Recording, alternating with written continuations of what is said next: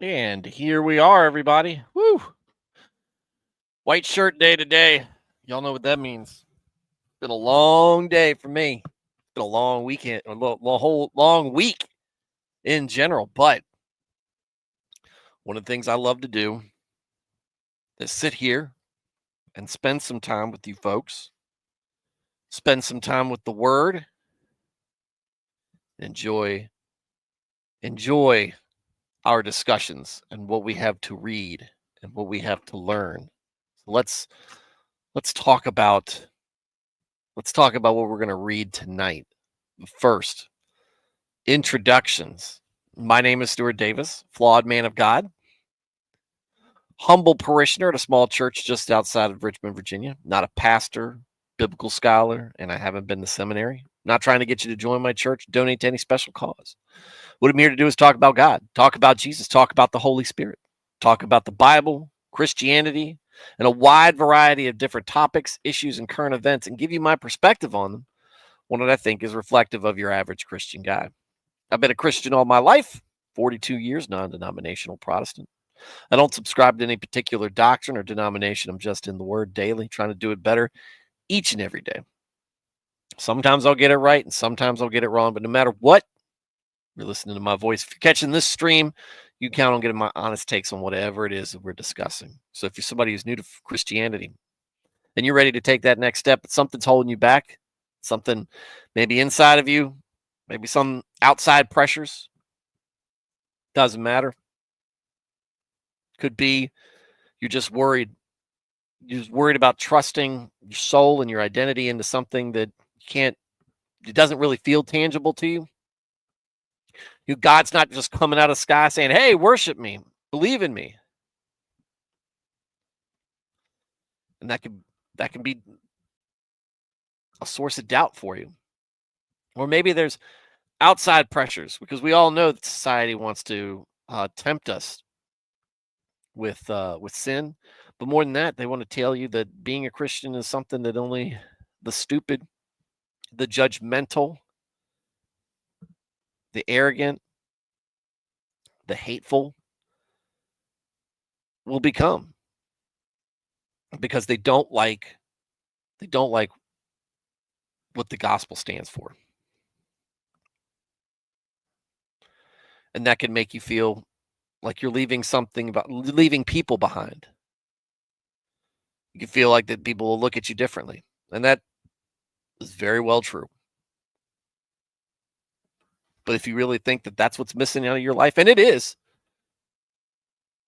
then you gotta decide what's more important to you. So if you need motivation, if you need encouragement, that's what you came here for. We can do that immediately.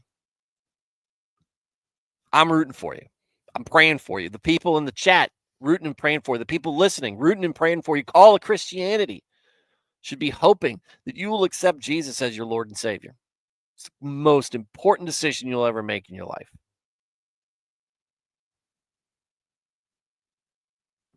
We want to see you make it. We're trying to make it ourselves. And we know a lot of the feelings that you've had. Now, some of us may not have been in the same shoes, but somebody somewhere has. And we all know about those moments of doubt. We all know about those moments where people look at you differently. People think about you differently in ways that you know isn't right.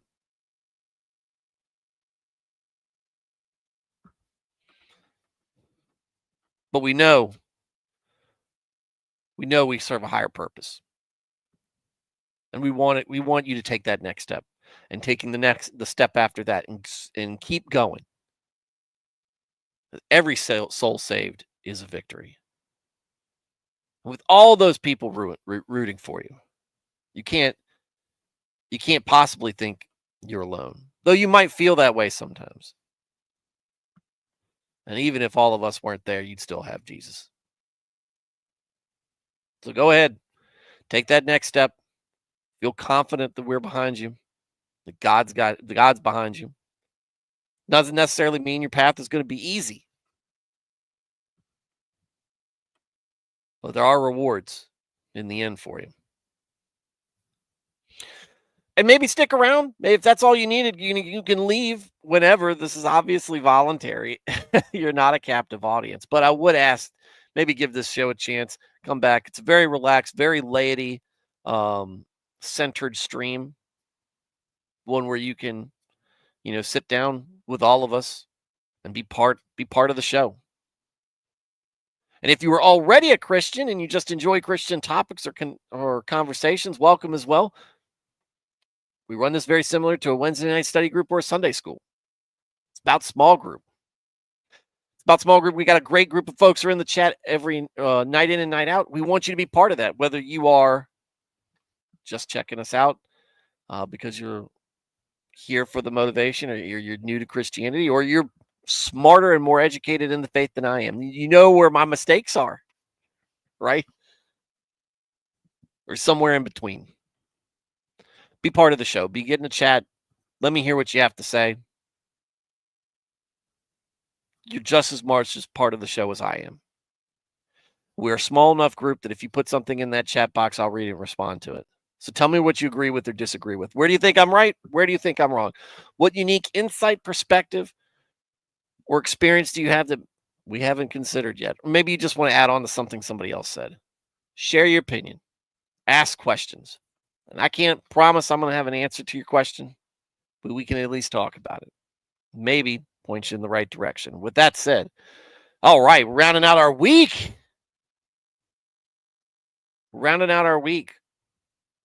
And like I said, it's been a full week. It's been one full of work. But at the same time, one you can look back on and say, did a good job. Nothing quite like a job well done. And hopefully you guys are in a similar story. Dad's here. Matt's here. Alex here. Hi, all of you guys. Glad to see you in the chat. Always glad to see you guys here. We're going to be talking about chapter 11, not bankruptcy. Chapter 11, Ecclesiastes. And like 10, it's kind of a short chapter. But chapter 10, I said it was probably going to be a short stream. It did, and usually that means it's going to be a long stream. It rounded out right about at normal. So, this one's a little bit more poetic, I think. And it's got a little bit like Ecclesiastes. It handcuffs with Job just so well. I enjoy it so much. Because it really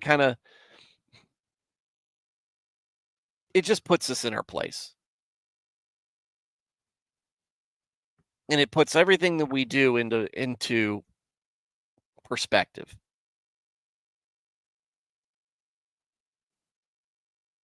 And while it can be dour at times, what I think you really get out of Ecclesiastes is an understanding. And life is something that God is a gift that God has given us. He's not sending us straight to. He's not just sitting us down in heaven. There is something to be done here. There's enjoyment to be had.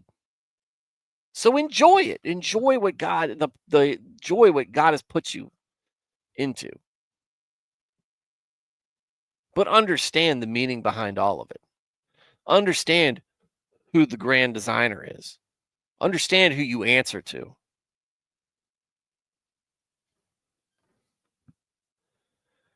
Because the only reason any of this matters is because of him. And those are big thoughts. When you think about your place in the universe. These feel itty bitty insignificant. And you are that way in comparison to God and the vastness of this existence that he's created. But to him, you mean so much that he is willing to sacrifice himself for your misdeeds, for our misdeeds and our sins. He came down and taught us. performed miracles, showed us it could be done, and then defeated death.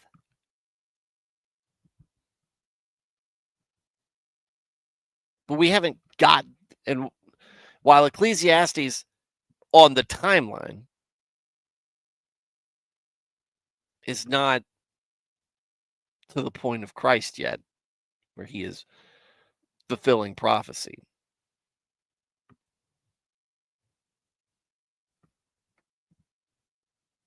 it's showing us what really matters. We get to look back at Ecclesiastes and read it now with the benefit of the gospel, of also having the gospels. The benefit of understanding that prophecies were fulfilled, promises were kept, covenants were created. Well, a covenant was created.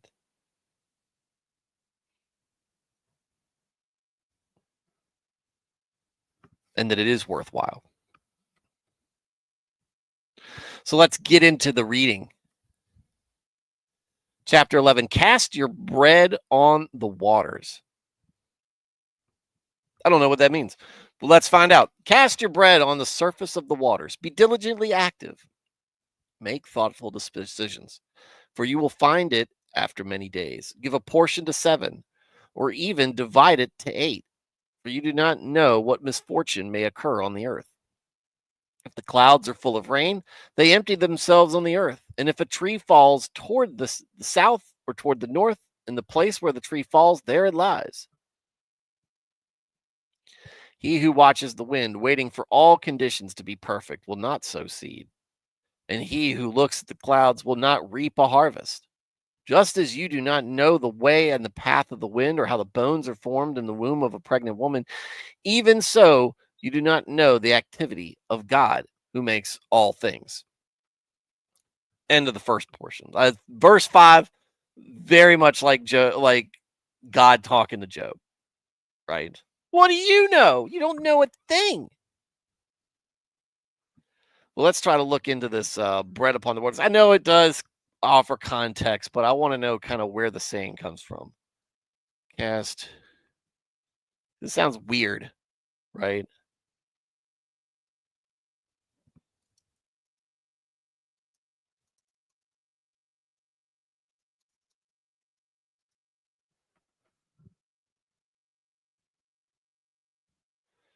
Got questions.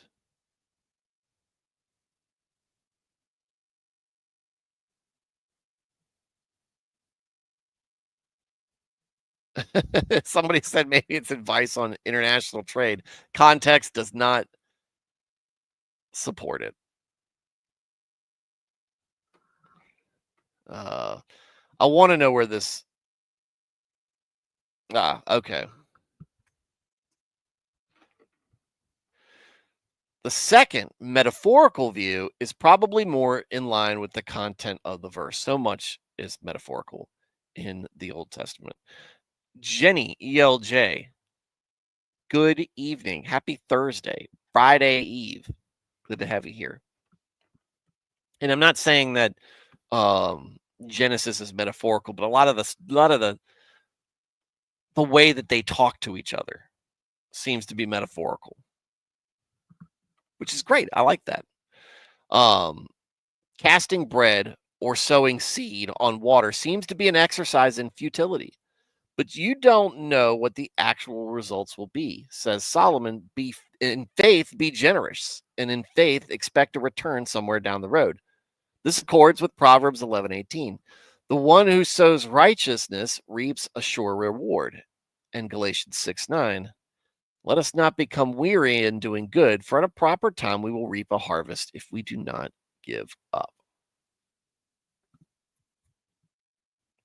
That I like. And that does seem to line up with not just Ecclesiastes on a whole, but right here in this chapter. So cast your bread on the surface of the waters. Be diligently active. Make thoughtful decisions, for you will find it after many days. Give a portion to 7, or even divide it to 8, for you do not know what misfortune may occur on the earth. If the clouds are full of rain, they empty them. So let's stop there. Okay.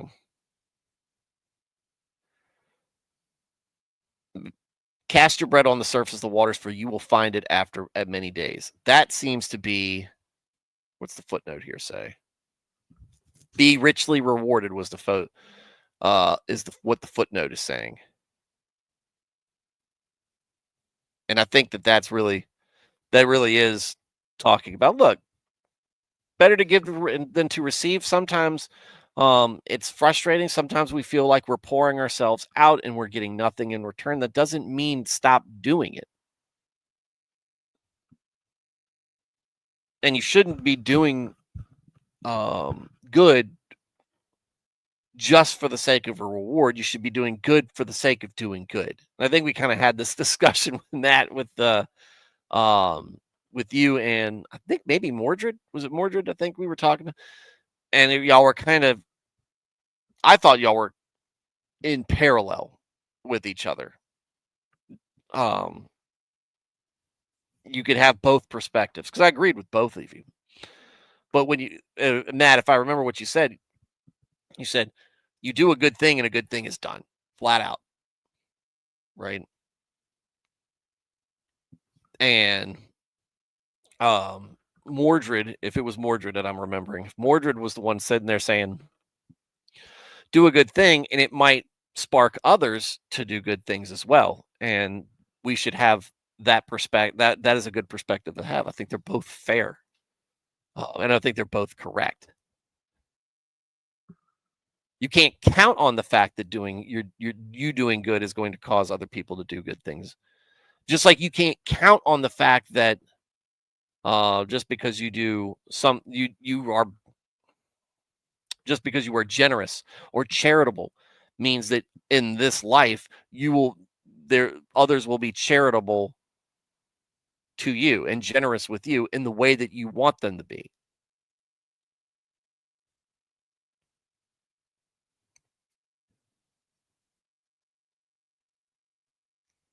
That's an accurate recount of our discussion. Good thing I'm paying attention.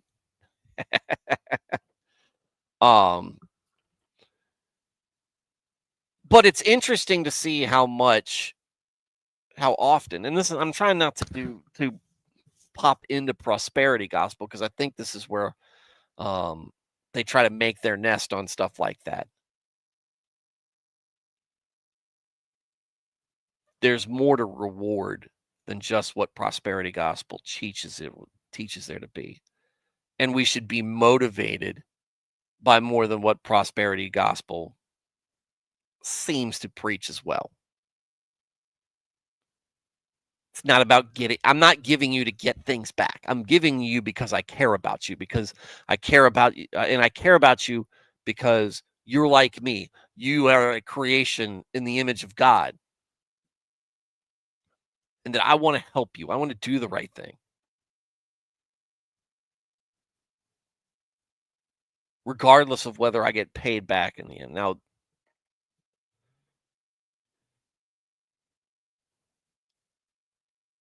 God tends to, in my experience, reward people. But he rewards them in his time, not ours, in ways that we often don't know about. Works in mysterious ways. And I think that then when we see that,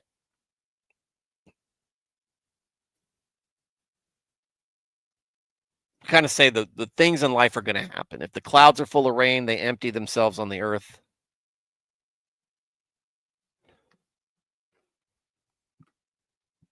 Really? We're getting ready to please. Right when that popped up, I was getting ready to get into it. If the clouds are full of rain, they empty themselves on the earth. And if a tree falls towards the south or towards the north, in a place where the tree falls, there it lies. It happens. What happens is going to happen. But if you sit there watching the wind, he who watches the wind, waiting for all conditions to be perfect, will not sow seed, and he who looks at the clouds will not reap a harvest. You can't just sit around and wait until it's convenient, until all the conditions are the way you want it to be. That's not how it works. And if you do that, it's never going to be the right time. And you're going to miss out on all the things or all the opportunities that you could have taken. And Matt Felty said he heard a little bio on R.C. Sproul today. Ecclesiastes 11:3 was a sermon he heard that prompted his conversion. I actually don't know all that much about him. I know that he's very famous. I haven't really read. I've heard quotes from him that they all sound inspiring. He was like, "Should I just be a tree laying in the woods?" Yeah. No.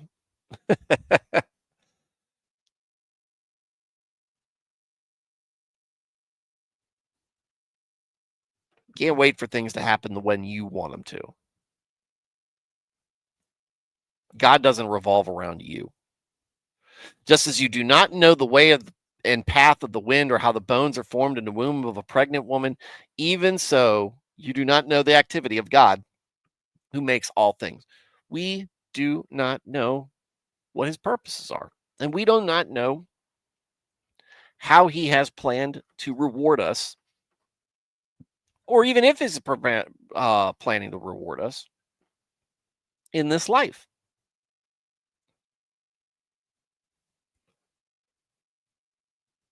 But this is Solomon speaking often in truisms, in generalities. Oftentimes, when you are generous, when you are charitable, it doesn't mean your life is going to be perfect. It doesn't mean everything's going to go your way. It doesn't mean you're going to be rich and famous and healthy.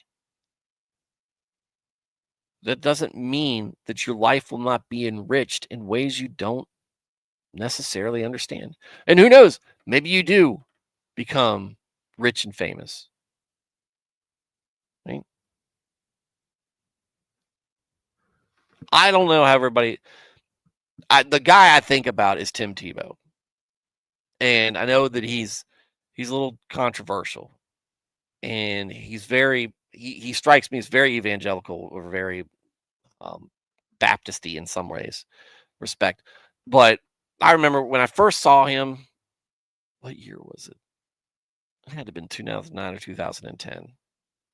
Anyway, I thought he was just some jock or whatever. But the more that I heard him talk in those locker room speeches and talk outside and everything, the more that I was like, yeah, I really like what he's saying. Now he comes across, in my opinion, he comes across almost too good to be true. Right? Here's a guy, he's so nice. He comes across, he's so nice. He comes across as so honest that it feels like it's put on a bit. And that's always been kind of my, especially early on, it's like, man, I feel like this guy, it's just, he's too open, he's too happy. But I think what it is he is that level of comfortable in his faith, in his faith. And he had struggles early on in life, but I think that part of his work ethic and his faith that almost seems childlike in a good way. I don't mean that in a bad way. Good way. Childlike in its adoration of God and in his reverence for God, that things have gone his way. And he has become, I believe, a force for good in Christianity. And he has not forgotten. He continues to do charitable work. He continues to speak about God and his faith.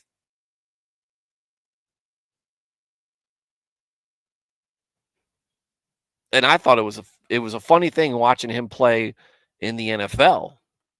And everybody's like, he needs to be a tight end. He needs to play a different position. His throwing motion's too long. He's not that accurate. And a lot of that stuff was true. But the funny thing was they called it Tebow time. The his team's defense was really good, and they kept him in games. And so at the end of the game, if it was tight, he knew how to lead people, and I thought that was what it was. He was inspiring for other people, even when it's as strong and athletic as he was. He didn't really have all the gifts that he needed to be the elite of the elite pro level. But he could lift up people who did around him enough that they could carry him. And I think that speaks about how he is. Now, I don't know all this stuff is factual or not. I've never been in the huddle with him, obviously. And I don't know him personally. I haven't had deep conversations, but this is the impression that I've given. And some of you sports fans out there maybe understand a little bit what I'm talking about. But that's what I think of when we think of somebody who is just reaping the benefits for good, for going out there and being charitable and putting work in and doing what God wants. He's kind of an ideal, or he seems to be kind of an ideal poster child for that. But that's us putting what we think is important: fame, money, a platform to speak and give our opinion on things.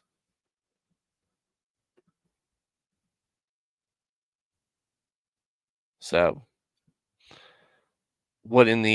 ultimately, we don't know. We don't know what will make us happy. We don't know how God intends to reward us. We do know what God expects of us. So sow your seed in the morning, and do not be idle with your hands in the evening, for you do not know whether morning or evening planting will succeed, whether this or that, or whether both alike will be good. Yeah. Put the work in. You don't know how it's going to pay off. It might not go your way.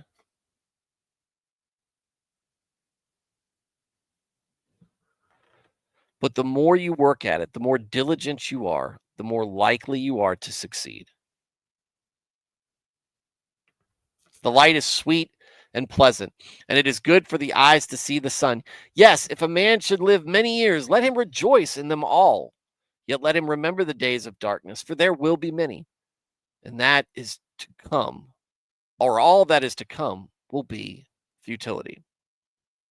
This is the thing you try to prepare your kids for at times when I'm talking to them. It's like, you guys are kind of spoiled.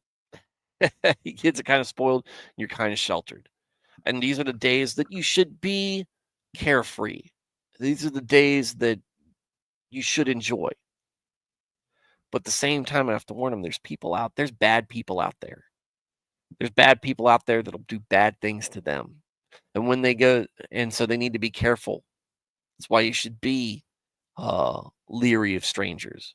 That's why you only trust parents, right?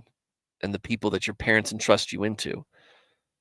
But even beyond that, the more mundane things, you're going to have your heart broken. You're going to have friends turn their backs on you.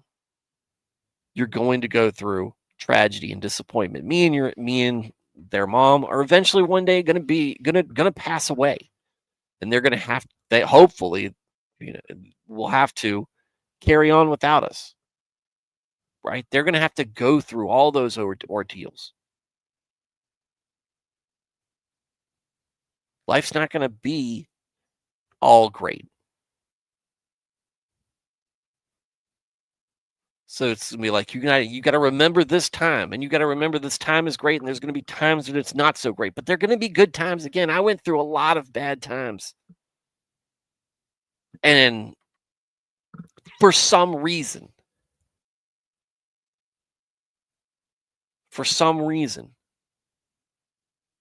especially since I've had kids, it has been not perfect, not without stressful times, especially those few months I was unemployed. But I wouldn't give them up. I wouldn't call them days of darkness, days of rejoicement, days of blessings from God. But there were other times, when I was younger, when I was just like,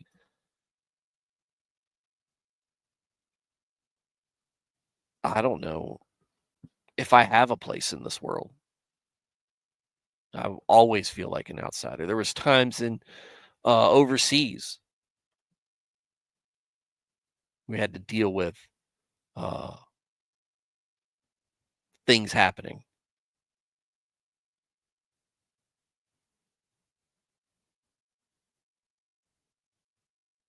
and sorrow and sadness and loss.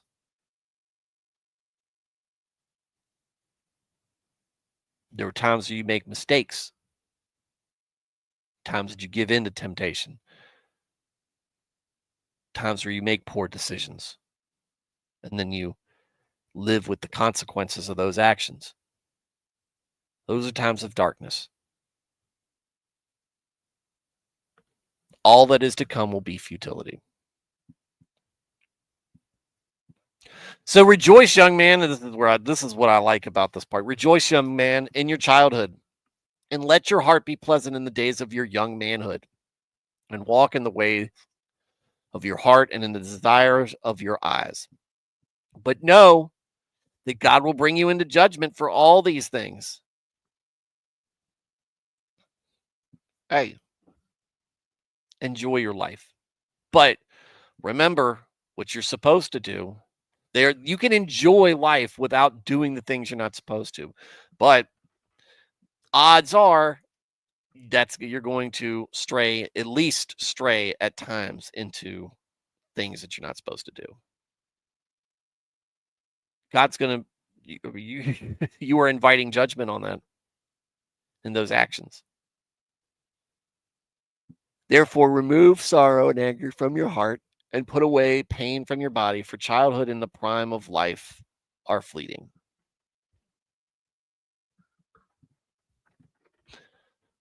The days are long and the years are short. It's very true. Days like today are very long. But, and I come on here and I stream with you guys, and then I look back, it's like, I can't believe I've been streaming. I'm on 3 years of streaming now. Of course, part of that is that's how there's still only in Ecclesiastes. It's not like we got through the whole Bible. It's like, wow, it took this long. It's just amazing, though.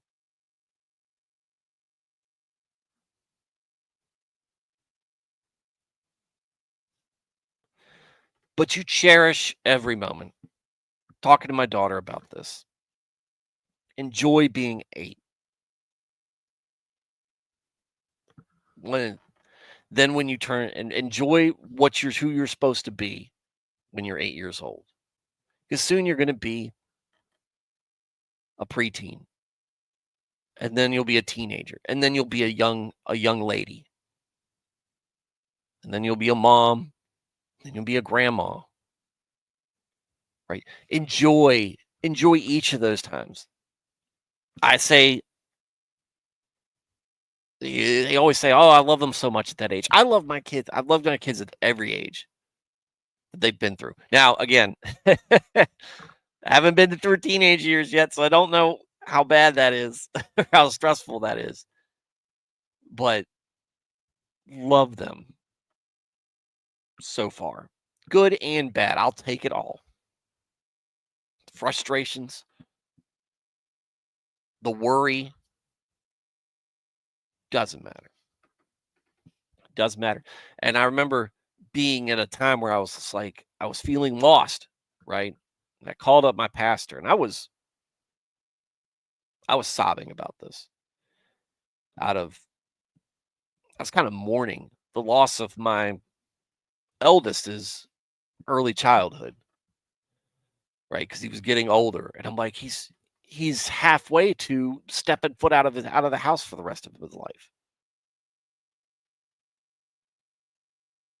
Not that he wouldn't come back, but living with us.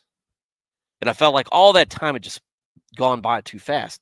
And one of the things that he said was that he's got much hang on. He's got two older kids that are grown, did their military thing, married, had kids of their own, and he says every day is something new, and he has enjoyed every moment of their life, and it just gets better. And so, not gonna lie, right? Especially having a youngest that is not having a youngest that is a lot like my oldest when he was her age. That's like, man, I do miss this. But I so much enjoy having conversations with him and seeing him grow, just like I enjoy seeing the other two grow. So it's bittersweet, it's wistful, but at the same time, it's very enjoyable. So enjoy what you've got. Enjoy life. Sproul must have had a good sermon on 3, though it makes a good point. But what I really love most about Ecclesiastes 11 is 9.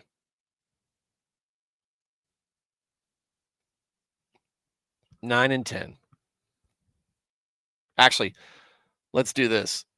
7 through 10 is what I really love. The light is sweet and pleasant, and it is good for the eyes. If a man should live many years, let him rejoice in them all.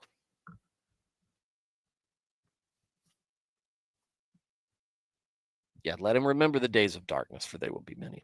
Remember the light. Remember what pulled you through those days. And then 10.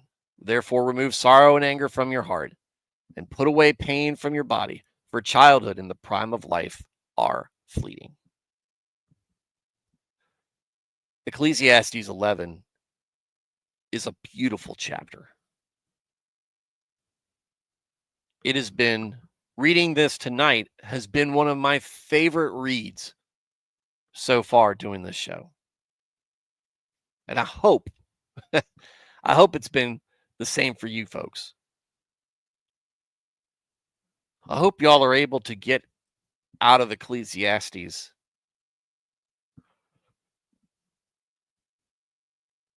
what you should.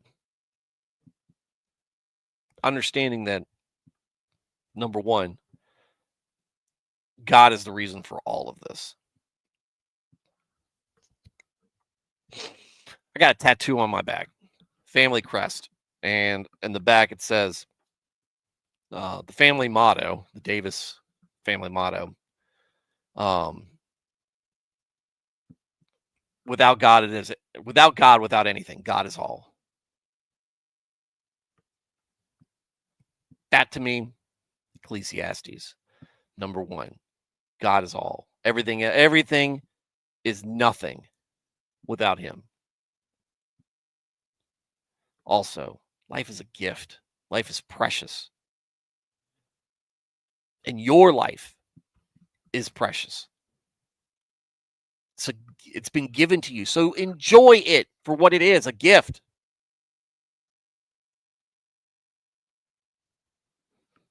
That doesn't mean squander it. That doesn't mean throw it away. That doesn't mean wish for somebody else's gift. Enjoy yours.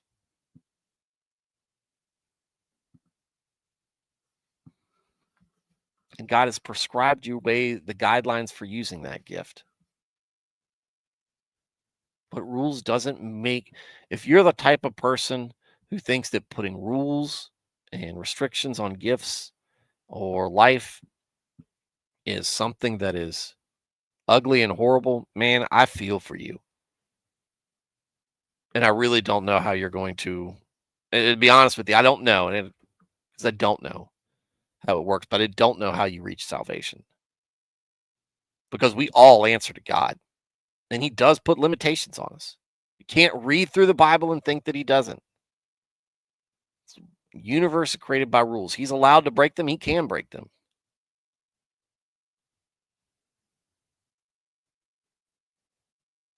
But he's created this for us.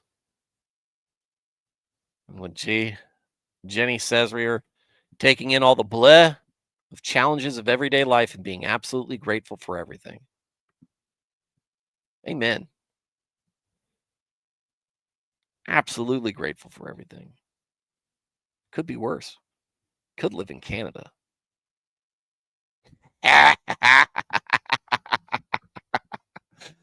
Ah. But jokes aside, this is a if you need a chapter to look back on and contemplate life with, Ecclesiastes, you could do much worse than Ecclesiastes 11. It's awesome. Awesome. All right, so that'll round out our readings for tonight. So and for the week. So next week, maybe Monday. I feel like I got something going on Monday, but I can't remember. But we will finish Ecclesiastes on our next reading, and we'll go into Song of Solomon, which is going to get it might get a little spicy.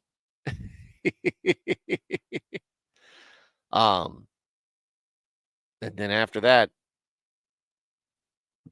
prophecy, big books of prophecy, Isaiah and Jeremiah.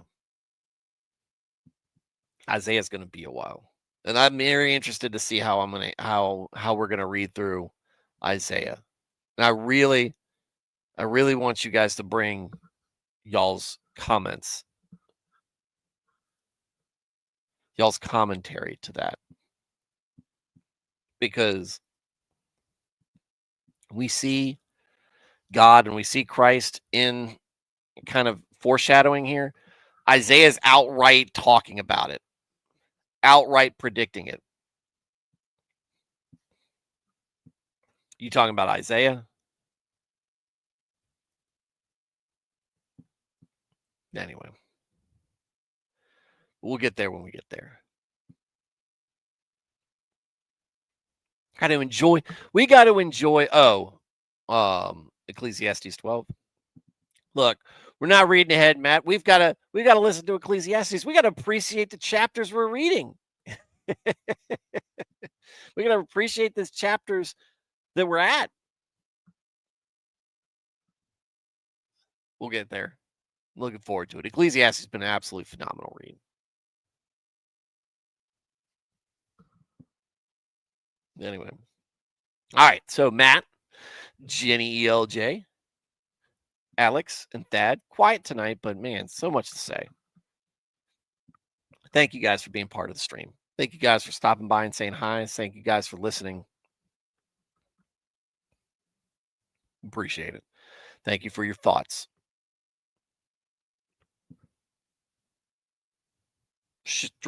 These streams wouldn't be the same without you guys. I love y'all. And the people who are not in the chat, I love you guys too. I appreciate you guys listening. I want you to feel like I want to encourage you to be part of the chat. I want you to take part. I want to hear from you. But I do understand that you might not want to, might not be able to. I'm just glad that you're here and that I'm doing something at least right enough that you're still coming back. So thank you. To everybody who is catching me on replay, first off, thank you very much. Sorry I missed you. Hope to catch you sometime. Catch you live sometime soon. In the meantime, everybody have a good weekend, a productive weekend, a relaxing weekend, a fun weekend. Go to church. Worship God. Do those things. Have a safe weekend. And I'll catch you guys on the next stream, hopefully Monday. And meantime, or to wrap all this up, have a good night, have a good weekend, and God bless.